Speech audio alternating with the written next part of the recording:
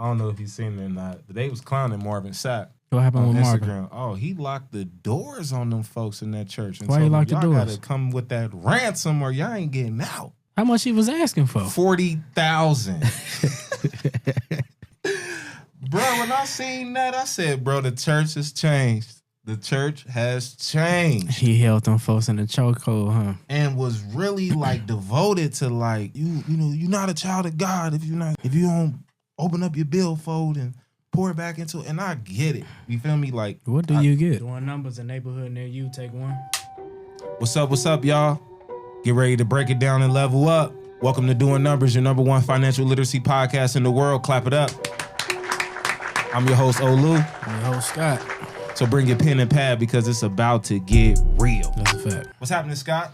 I'm feeling real regal today, bro. Regal? Yeah, you see I got my real colors on today. Okay, cool. Talk to me about that a little bit. Actually, me and the old lady, we were canvassing the mall one time. Mm-hmm. And got you. Nah, they ain't get me, man. We actually doubled back for them. Oh, you doubled back? Yeah, we doubled back for this They're one. in a good spot.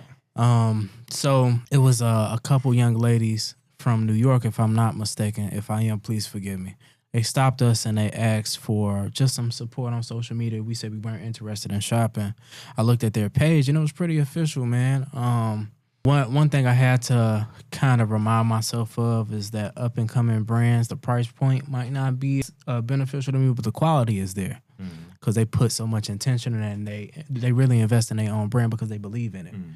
And that struck a chord on me to invest, man. I got me a hoodie and I got Nick a hoodie as well. So that's nice. I actually grabbed from them too, so I know exactly who you're talking about.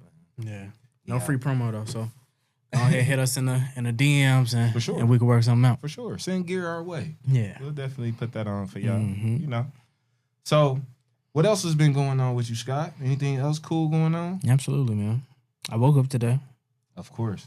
I looked at my stock portfolio, and it dropped a little bit. You know what I'm saying? I wasn't too happy about that. I wanted to pull everything out before it, you know what I'm saying, dropped a little bit. That's why I got to learn about options trading because I don't really know much about the stock market outside of buying stocks. You know what I'm saying? I need to understand the ebbs and flows of the stock market. I had to read that. No, I feel you, man. I keep mine closed. I don't even look at it. For real? Yeah. It's depressing. I just know it's not like because I follow Yahoo Finance and these other credible sources. So that's really where I get all my information from. Like if I don't see anything or hear anything good through that, there's no point in me even opening up my stuff unless I'm like getting ready to buy something. And right now I'm not. You're being intentional. Yeah, for sure. And right now I'm not really in the buying season of anything else. I'm really just growing what I have because I found that being an issue before. And that's a new strategy that I'm taking is I'm working towards 100 shares per stock that I have. Gotcha. So right now I'm super intentional. I'm devoted to what I have. I believe in what I have. So yeah, right now I don't really feel a need to open it up. I'm not doing nothing with it. Can I get something off my chest? Yeah, go ahead, bro. I've been getting real depressed lately about going back to the crib, going back to the Midwest. Really? Yeah, man. Like the state of our communities have been like abysmal. They haven't been growing. Same people doing the same things there. Yeah, man. You ain't seeing no growth back home? I'm seeing some, but not to the degree that someone would like. Like if I wanted to go back home and visit, it's a depressing experience sometimes. Facts. You know what I'm saying? Like, no, it's depressing for me too. Yeah. I haven't been back home in like a year and a half, maybe 2 years, man. I'm sorry to all my folks, man, back home in Cincinnati. I'm definitely making my trip here in May. But yeah, man, I haven't been back for a while. And I am excited to go back to see what type of new development is happening. I do know that there are things happening though. Right now, Cincinnati is one of the hottest real estate destinations out there though. So Ohio, period, man. Cleveland is definitely up there as far as investing. So if you're willing to take that risk and, you know, take a leap of faith in acquiring rental property outside of the state or the domicile that you're in, definitely look at Ohio. Okay. Definitely look in Ohio, man. So it's really been kind of slow motion for me, man.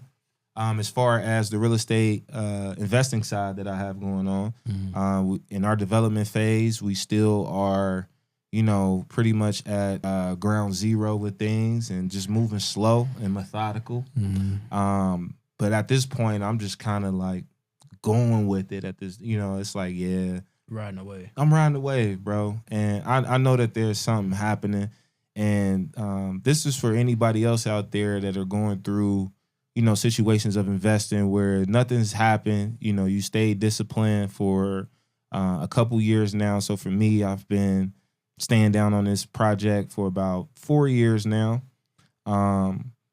But yeah, just getting that discipline and understanding, like, ride the wave. It's going to happen. Continue to just, fine tune the things that you need to fine tune, putting yourself in the position, and studying, figuring out ways of, okay, how can we, start to move those gears a little bit forward?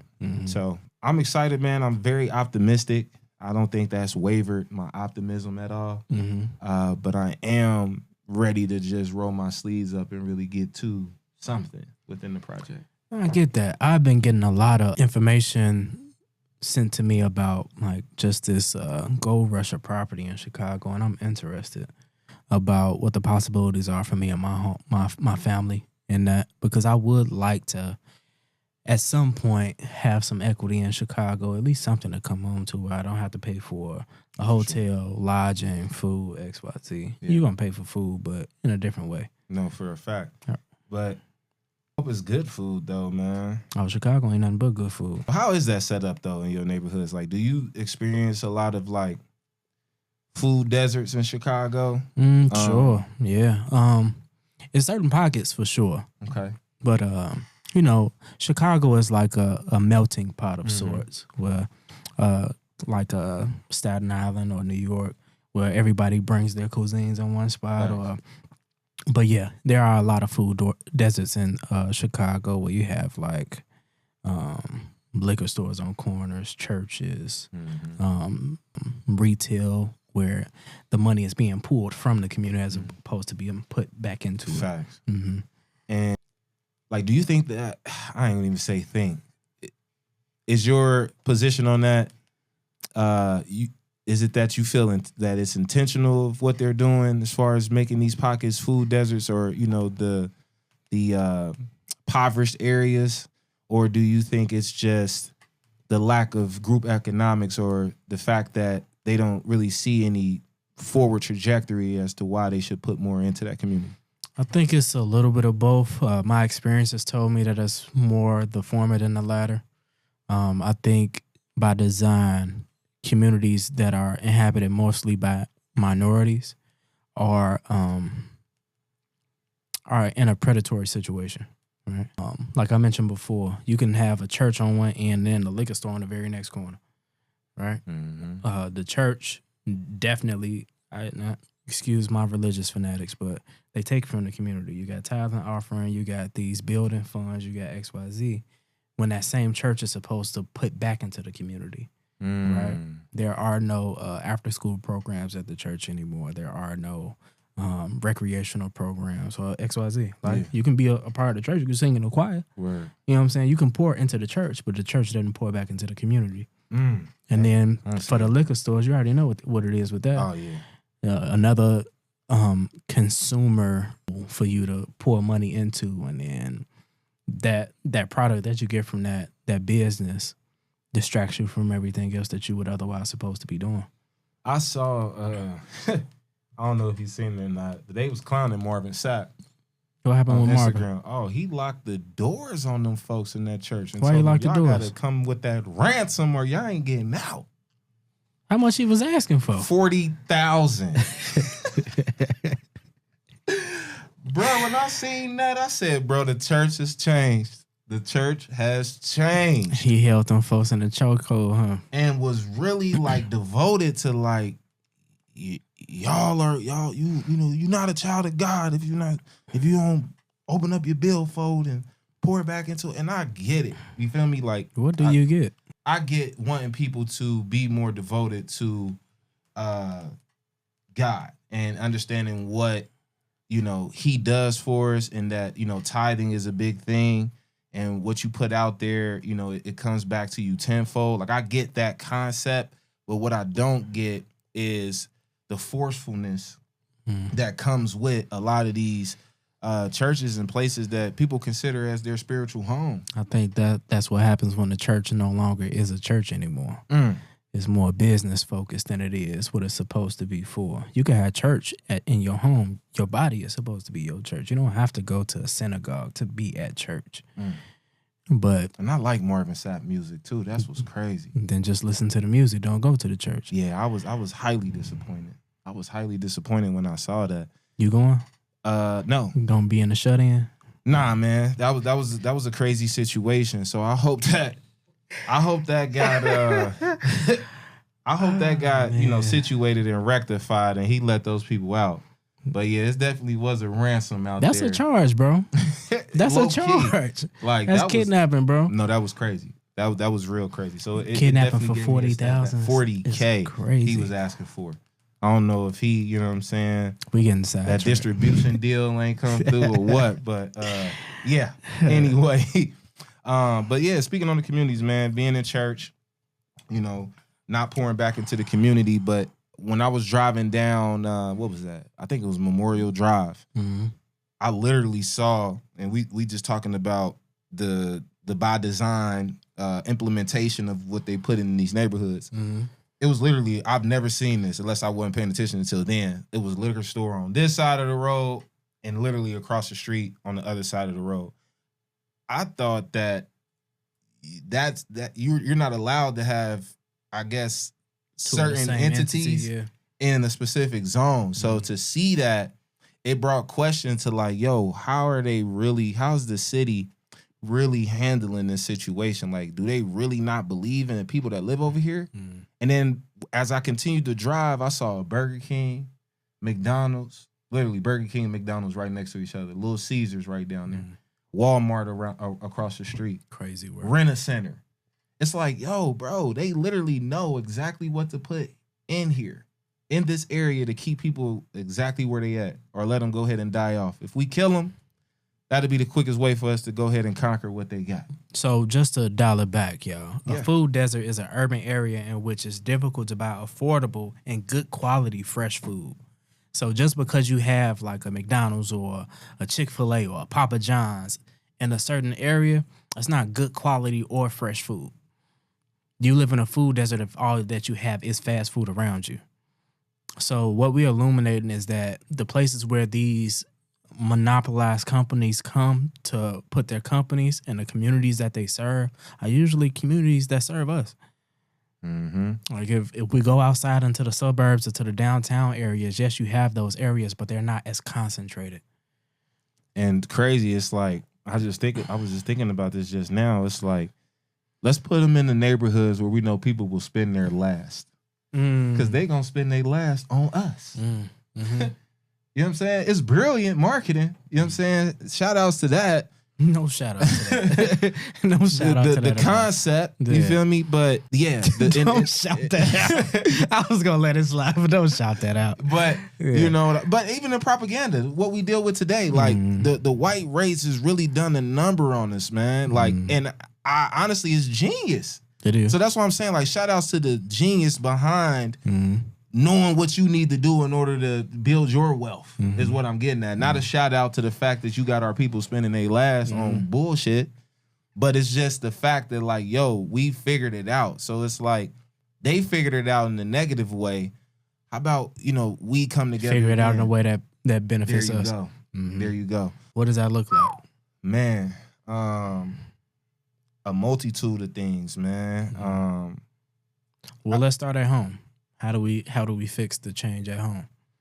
Being real with your parents, man, when you know that they're not really putting you in the position to put you in. Mom, Dad, I'm really not growing and developing the way that, I'm seeing others develop.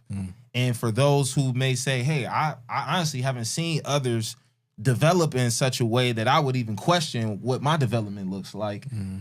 Just knowing that what you see on TV, like even if you watch TV, it's like, okay, some of that stuff you see is like, yo, it's obtainable. You know what I'm saying? Of course, they dress it up and it's created as entertainment, but a lot of that stuff through entertainment is obtainable if you just put yourself in that position to acquire it. And how you handle that, that's solely upon you. But having that conversation, man, because unfortunately I wasn't in a position to have that conversation with my parents, nor were my parents in the position to educate me on that type of stuff. My dad came from Nigeria, basically, in survival mode. So all he knew was survive. You know what I mean? And we didn't really, and he was trying to figure himself out. He was a whole grown adult. You know what I mean? And he was figuring himself out. So when he had me, it was like, yo, I'm still figuring myself out. I don't really know anything, and I'm in a foreign space. You know what I mean? Like, there's a lot of development that has to happen for me. And on the contrary, my mom, she was just, she was very cared for and supported. So to her, it didn't hit her to be like, yo, let me just obtain this type of knowledge or have some type of wherewithal here just so I can just pour it back into my child. Even if I don't know everything, I can just position or say a couple things for him to have that seed planted to expand upon that. Gotcha. So I think it's just directly talking to your parents first and being real with them. And being like, let's keep it traditional, right? Like, I think one thing I would like to see change in a modern day minority household is kids leaving the nest too early. I think in our community, we do that way too often. Like, that's our coming of age story. But you don't know. But you don't know. So one, you leave in the nest early, and then you still don't know what to do when you leave. Yeah, but that's what I'm saying. Like, when you kick a kid out of the house, not only are you losing or getting rid of a liability, but you're also getting rid of a resource. Like, if you were to gear your tutelage towards that child to become a resource and bring those resources home, you wouldn't have to worry about that kid being a liability, which is why most parents do that in our communities. Like, you 18, it's time for you to get a job and move out of my house. Why? Well, you ain't taught me how to get my own house. You ain't taught me how to be successful or wealthy enough to sustain my own household. Did you acquire the house that we in? Right. Mm-hmm. Is the property owned or rented? You projecting, bro. It's all right. It's all right, bro. I am? Right. Yeah, a little bit, but I don't feel that. But you're right though. Like, you telling me to go out and get my own when you ain't showed me no examples of such. Facts. I ain't seen the likes of such. Yeah, but if I come from a rented habit, and it's, like I said, there's a ton of people out there that rent. You know what I'm saying? Like, regardless of whose situation it is. But if you coming from a certain habit of, okay, let's rent. Let's put money in this person's pocket and not have conversation at the dinner table about ownership, then, you know what I'm saying? All you know is rent. Unless you come across people that, can show you what ownership looks like, the steps you need to take. Even if you don't know, you know it exists. You know it exists. So if I'm a parent and I've been renting my whole life, like, don't be like me, son. Don't be like me, daughter. You need to go out and own something. I can't put you around nobody, but you need to seek other mentors. But how many people are and parents are being honest with themselves to tell their kids that? I know you're being devil's advocate, but let me land on this. Yeah. It's like when it comes to being a parent, part of your job moving forward, like, we can't say that. Well, we can say that these are the type of parents that we've had, but we can't perpetuate that same behaviors in our parentage, and that's what I'm saying. What I would like to see change is XYZ. Mm-hmm. I know where we came from. I'm trying to be and see the difference. Mm-hmm. So, stop kicking y'all kids out the house before they ready, man. Show your kid how to be independent through your independence. Show them how important ownership is through example. And if you can't do that, put them in a position to be owners before you try to kick your kid out, man. We need to focus more on family and group economics. We need to buy buildings as a family, not just immediate family, aunties, uncles, cousins, great-grandmothers, great-grandfathers. We need to start doing some group economics. Even if it ain't in the household, a business is worth the shot. So let me ask you, how does systematic racism and disenfranchisement in the neighborhoods, how does that affect, the things that we want to do or aspire to do within our own home? I think it affects us greatly. I think systems are set in place to disenfranchise people that look like us and other minorities, right? But here it is, we are in 2025 where we're becoming the majority minority. Yep. So those systems in place haven't stopped us up until this point, and we can't allow that to be our excuse anymore. Facts. I think they affect us greatly, and they continue to as long as we stay in the mindset that they work. Mm-hmm. We have to continue to teach ourselves that they're pitfalls. They're not, you know what I'm saying? They're not shots to the foot. Yeah. Like, it's not going to cripple me. I need to get up and get around this. So do you think that this does this is a falsehood to the term all men are created equal? Do you feel like that's a lie? I think the intention. Why you laughing? Because it's bullshit. That's why you laughing. Yeah, you're right. I'm laughing because when it said all men, we weren't considered men back then. To begin with, a full-blooded man or a woman. I think 3/4 of a man, right? And exact. I think they use that the constitutional verbiage to justify their actions. And saying that, no, we're not disenfranchising you. Excuse me. We're not disenfranchising you because everybody has the same opportunity when it's not true.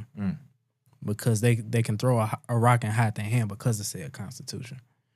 But yeah, like you said, it's bullshit. But I also believe that those same verbiages can be used against the powers that created it. And this brought a thought to my mind. When you had talked about in our previous episode about... Make sure y'all go watch that. Like, why would we stand up and go hard for a country that was built off of us and was never poured back into, paraphrasing. But you remember that? Yeah, because I said a country can't expect for its most valuable resource to be abused and then continue to contribute to that said resource. But I was saying that to say that the people that choose to leave the country shouldn't feel guilty for doing so, because we've lived in this country for over 500 years and haven't seen any recompense. So that tells you that you won't get it. No, facts. And I brought that up because, we had some people in the comments. That was one episode where, we had some good activity. Man, they was throwing right and left hooks, hands and feet. And to be honest, it was, no offense, nothing. It was the Caucasian, a little bit offense, race that, really spoke up and said something about that, and honestly told us we didn't know our history. They good at that. And what I would say to that, to combat that, is a lot of them don't know their history. I got something to say about that, but that's for another part. Nah, we gonna say it now. They know it, and it makes them feel guilty. So they try to rewrite it, which is why what's happening in Florida is happening in Florida with the education system, which is why they knocking down all the murals for George Floyd, which is why they trying to erase, bro. Yeah. Like they trying to walk back all these things and rewrite history because history ain't written by the victims. It's written by the victors. And they even realize, like, when you go back into history, and we didn't even get into this. Remember, I'm sorry that we deviated away from the history lessons of financial literacy. That was one of our segments that we had, which I want to bring back. But a lot of European, the European culture, or the Caucasians that have the European descent, they don't realize that the wealthy ones of the Europeans stayed put. It was, the Christopher Columbuses and the other explorers that came over here that didn't really have much. So they sent them off to come over here. The outcast. You know what I'm saying? And it's like, you got it twisted. Like, they didn't have it and just came over here and was like, oh yeah, we got bags of money and we just gonna, kick our feet up and start building on this new piece of land. It was like, nah, the wealthy ones over there in Europe was like, bro, y'all, we don't want y'all no more. So go find something else. And, unfortunately, they did the deal that they did and brought our people over and started constructing what we now call the US of A.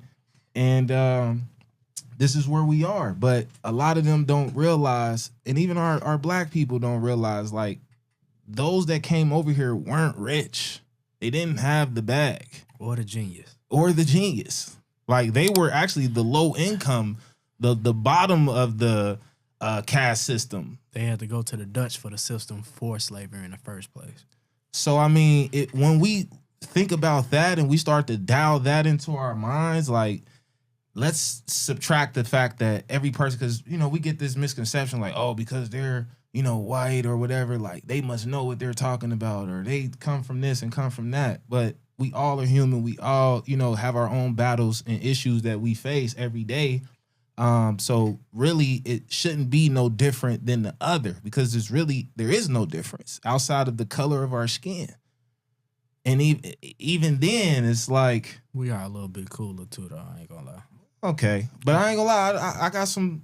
I have white friends, and they're cool. Mm-hmm. You know what I'm saying? So it's no shade or no, you know, disregard to anybody. But you know, it's just a hard, honest truth that we just have to come to realization about. Like, this wasn't built on rich people being here. Like, these people struggle too, and unfortunately, they figured it out in a way where they can just pull that sweat equity off of another person's back. And make it happen. So I think there's a lot of reprogramming that needs to happen in order to even really start that conversation. Man, we just need to tell the fucking truth, bro. I'm tired of all this rhetoric, all this throwing rocks and hiding your hand and acting like your predecessors didn't oppress mine. I'm not finna play crazy with y'all, man. Yeah. I'm not. And there's been unfair practices put in place since the hands of time. And I'm not going to act like I haven't been affected by them either. You know? But I'm also not blaming you for them. So every time you run up in the comments to defend yourselves, I wasn't even calling for you. But the fact that you got hit dogs holler. Mm-hmm. I wasn't even shooting for you, dog. I was speaking my truth based off something that me and my people go through on a consistent basis and have been going through. On a consistent. We riot. We're rioters and things like that. They've never seen riots happen. That's a lie. Mm. They were rioting in the early 20s, 30s with their own issues that they were facing. But again, like you said, it's covered up. And when it's us, we thugs. We thugs. We're in gangs. Yeah. You know, I remember back when we used to go to the mall when we were younger. That was a long time ago. Nah, it wasn't. Don't play us like that. We still young out here. You tripping.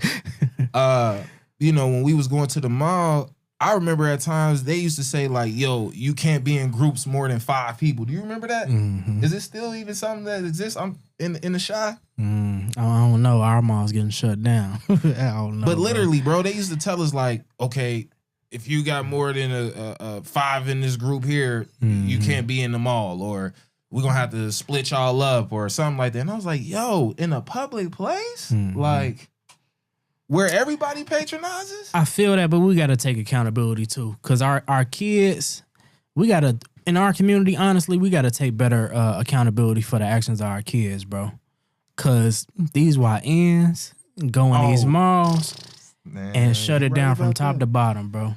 Yeah. So I can say that, and in the same token, take accountability for our part in it. Yeah. But it doesn't excuse the actions that came before or the actions that's happening now. I'm saying we need to tell the truth about it all. Facts. And not just exclude ourselves because we've been victimized and oppressed and XYZ. Like, everybody has a part to play in the disenfranchisement of our communities and Asian American communities and Afro-Latino American communities. Like, we all play a part in the oppression of each other. I just wanted to fucking stop. Me too, man. I'm done with it. It's getting old. It's tiring. And we just need to step up and really do this the right way. So one thing I do know is not a lie is what that stock market looking like and what's happening in that thing. But I definitely want to switch gears a bit. We got a bit heavy there, but I want all our people to understand that, you know, again, let's just come together. Let's cut out the crap. Let's have these conversations and let's get right. So another way that we can get right, man, is making sure that, you know, we put our bread in the best places possible.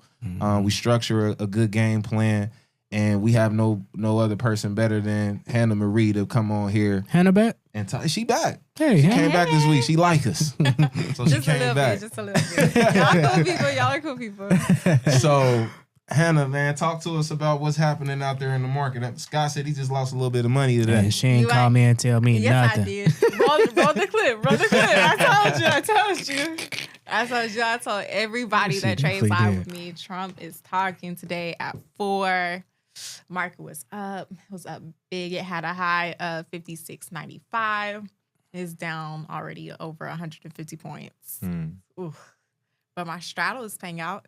My straddle. I can't wait till tomorrow morning. But so going through, we do have a new week, month, and quarter that happened as of yesterday. So I was able to project to my group of team that trades with me, my mentees. I love them. But I was able to project with them that I was expecting some upside just because candlestick price action psychology, it says that it's going to create some type of a top wick. So we did see a retest of levels. Of course, right now, the overall market is bloody red. So now it looks like as of today at 4 p.m. it's back down, creating lower lows from our original entry point. So going through that top-down analysis, the market rose to 56.95. It's down already. With that being said, you got to know what to look out for, especially in these days and times of trading. You're really going to need to pay attention to economic news reports.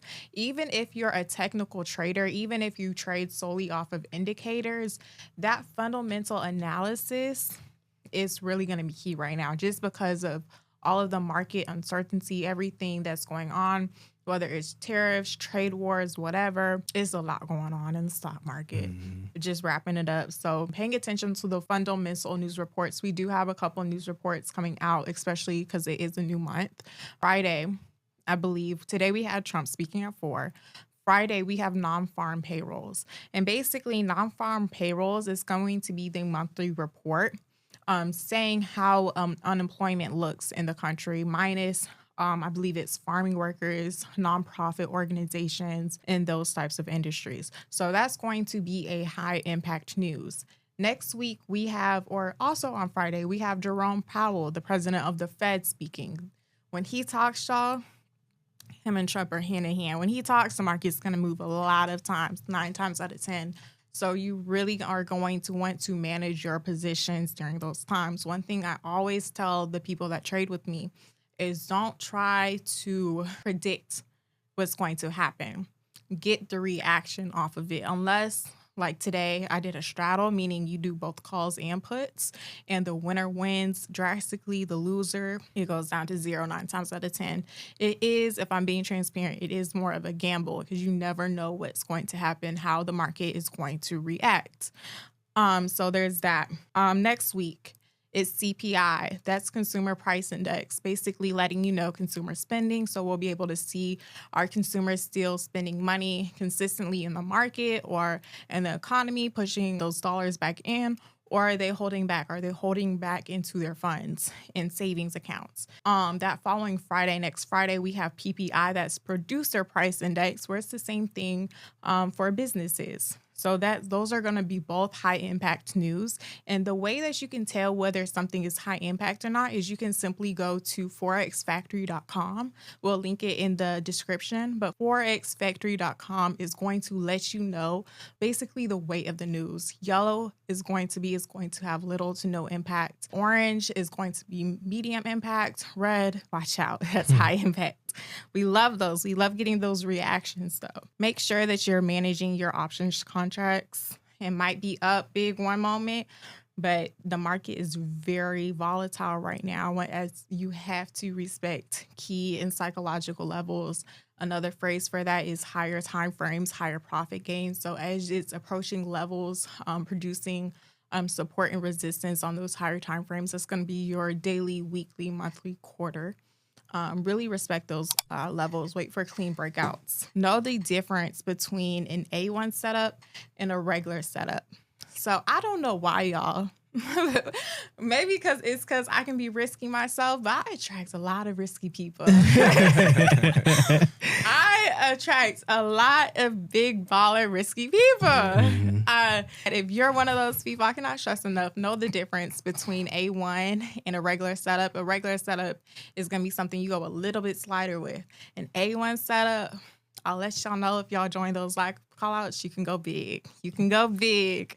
And I love it. And then once again, psychological levels. I cannot stress this enough.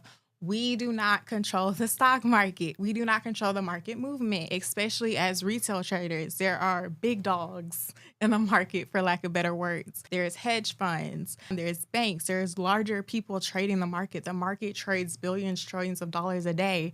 Even if you were to trade 100K, that's not really going to move nothing. So make sure you're respecting those levels. Make sure you are reacting and getting the reaction. We do not control the market. And then with that being said, let's get into some levels. So I did expect the market to go up for calls.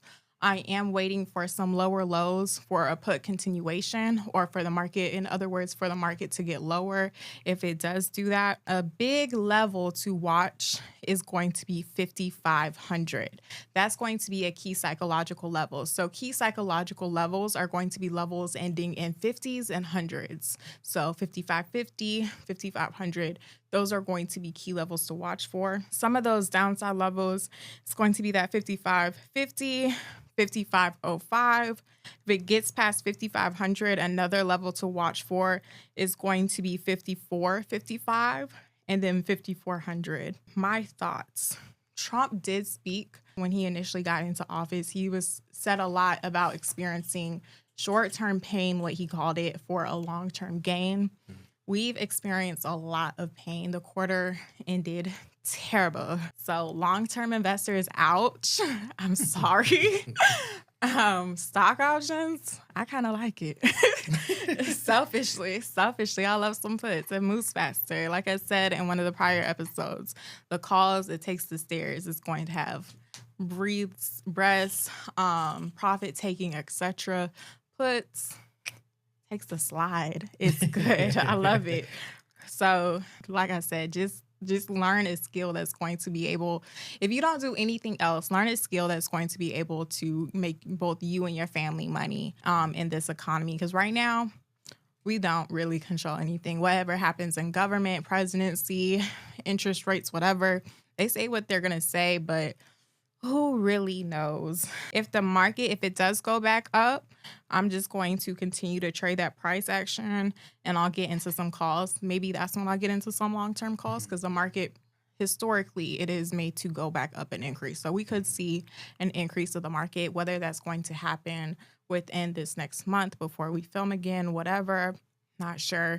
But if you follow me on Instagram, I will be keeping y'all updated, especially for the mentees that are in the live call outs. So once again, you can follow me on Instagram at hannahmarie.ay. Man, that was perfect, Hannah. Thank you for sharing Of that. course. I think that was great information for our people to roll with. I hope you drew some inspiration for some and hope through the uncertainty. So yeah, thank you. You're welcome. Yes. Appreciate that, Hannah. So I hope y'all enjoyed the show today, man. We appreciate having y'all on. Thank you for liking, sharing, and subscribing. Those who are staying on it, you've been doing a tremendous job. You've elevated our subscribers on YouTube. We appreciate that. We're still heading towards our goal and beyond. And I definitely see that happening to us soon. So we appreciate all the DNP family out there that really take the time to watch us and pass this on along, because we do it for y'all, man, not only just ourselves. So if you like what you saw today, please like, share, and subscribe. We are every Monday, 7 p.m. Eastern Standard Time on YouTube, Eastern Standard Time. Make sure you check us out. Don't miss us. And Scott, is there anything else I left out, brother? No, you didn't, but thank y'all, man. We really appreciate y'all staying down with us. Because we, like he said, we do it for y'all, and we do it for free. That's the difference. Pro bono. Like straight up. Like we really take our time and put real intention on what we bring to y'all and the people that we bring to y'all. These ain't regular people we got on the show. Not at all. And they do us a favor by coming on and speaking to our audience, which is y'all. So we really hope that y'all really pull out y'all pen and pads when we sitting up here talking. So make sure that y'all like, comment, subscribe, get those or get our viewership up so we can reach more people like you who need our help. Peace out.